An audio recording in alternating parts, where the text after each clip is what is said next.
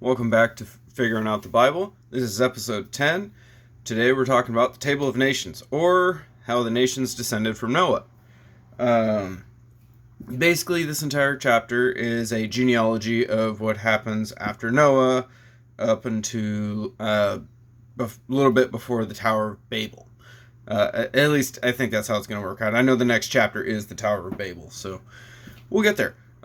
Usually these genealogies are given as kind of a time skip tool, to say, okay, this is where we're leaving off, and this is where we're picking it back up.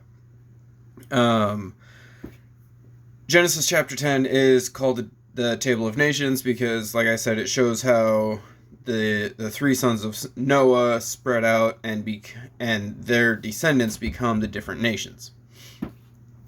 As usual, my quick disclaimer. This is at no point going to be educational or authoritative. This is just how I'm understanding the Bible as I go through one chapter at a time. I am not an expert. Don't take anything I say too seriously. This is just for entertainment purposes. The only authoritative words spoken in this series are that of the good book. So, without further ado, I give you Genesis chapter 10. This is the account of Shem, Ham, and Japheth, Noah's sons, who themselves had sons after the flood. The Japhethites. The sons of Japheth: Gomer, Magog, Madai, Javan, Tubal, Meshech, and Tiras. The sons of Gomer: Ashkenaz, Riphath, and Togarma. Some of these names are kind of hard to pronounce. The sons of Javan: Elisha, Tarshish, the Kittites, and the Rodanites. From these, the maritime people spread out into their territories by their clans, which their nations each spread out into their territories by their clans with their nations, each with its own language. So, Tower of Babel, that's interesting right there, that it is specifically said they have multiple languages before the Tower of Babel, so keep that in mind. I never actually caught that before. The Hamites.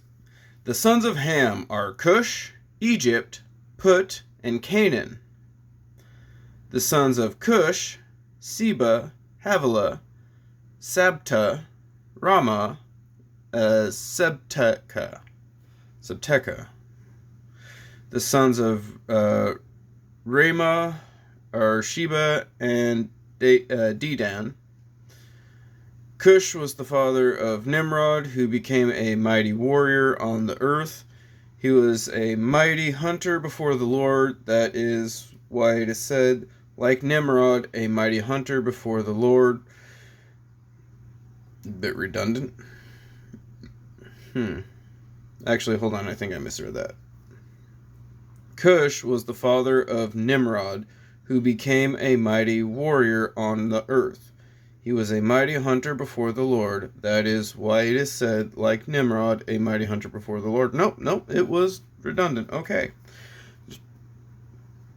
It's a little tricky to read the Bible sometimes, Stuff like that pops up and it just throws you through a loop. The first centers of his kingdom were Babylon, Uruk, Akkad, and Calneh and Shinar. From that land went to Assyria, where he built Nineveh, Rehoboth, Kala, and Resen, which is between Nineveh and Kala, which is the great city. Okay. Egypt was the father of the Ludites, Anamites, Lehabites, Naphtuhites, Pathrusites, Casluhites. from whom the Philistines came. Okay, so the Philistines are actually descendants of Ham. Interesting to know. And the Caphtorites. Canaan was the father of Sidon, his firstborn, and of the Hittites, Jebusites, Amorites, Girgashites, Hivites, Archites, Sinites, there's Sinites, Arvadites, Zemarites, and Hamathites. Okay, so what I'm seeing there is a lot of the nations that are overthrown by the conquest of Joshua later on. A lot of those nations are listed right here in that exact line of descendants. So keep that in mind. Later, the Canaanite clans scattered, and the borders of Canaan reached from Sidon toward Gerar and as far as Gaza, and then towards Sodom, Gomorrah, Admah, and Zeboim as far as Lasha. These are the sons of Ham by their clans and languages in their territories and nations. Okay, so again, what we're seeing there is the land of Canaan ends up expanding out to be basically from the Jordan River, or even maybe a little further, all the way to the Mediterranean, down into Gaza and up into basically the current border of Israel. You know, that whole bit from the river to the sea, that's the land of formerly known as Canaan, which was the promised land at the time, which became the land of Israel. And that's the same land that we're getting a descriptor of here, basically. Because Sodom and Gomorrah is right at is around the Dead Sea, I think. Anyways, I digress. The Semites. Sons were also born to Shem, whose older brother was Japheth. Shem was the ancestor of all the sons of Eber. The sons of Shem are Elam, Asher, Arphaxad, Lud, whichever, and Aram. The sons of Aram are Uz, Hul, Gether, and Meshech. Arphaxad was the father of Shelah, and Shelah the father of Eber. The two sons were born to Eber. One was named Peleg, because in his time the earth was divided. His brother was named Joktan. Joktan was the father of Almodad, Sheleph, Hazarmapheth.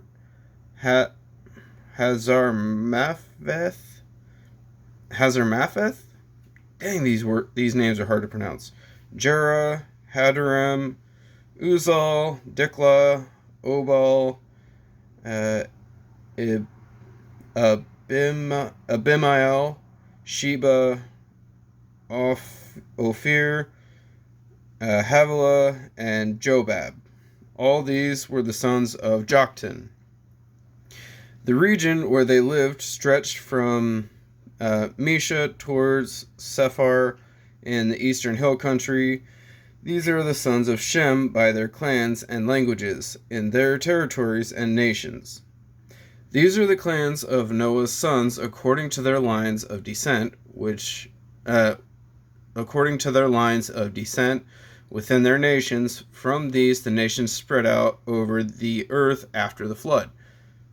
So that's why chapter 10 is actually also referred to as the Table of Nations, is because it shows where each, it really does show that we all the nations actually do stem from the ark, from Noah, essentially, Noah and his three sons. So there really isn't a whole lot to talk about. I mean, some of the names are kind of crazy. I mean, Arphaxad, that's kind of a wild out there name, and some of them actually sounded some of those names actually sounded straight up sci-fi, like Joktan. Sounds like a Klingon. Joktan! You know? That's really all there is to this one. The next episode is going to be the Tower of Babel, which is going to be a bit more exciting than this. I mean, who wouldn't want to build a tower to go see God, right? So let's see why God knocks it down and scatters the languages. Anyways, I will talk to you later, or I will see you later. Adios.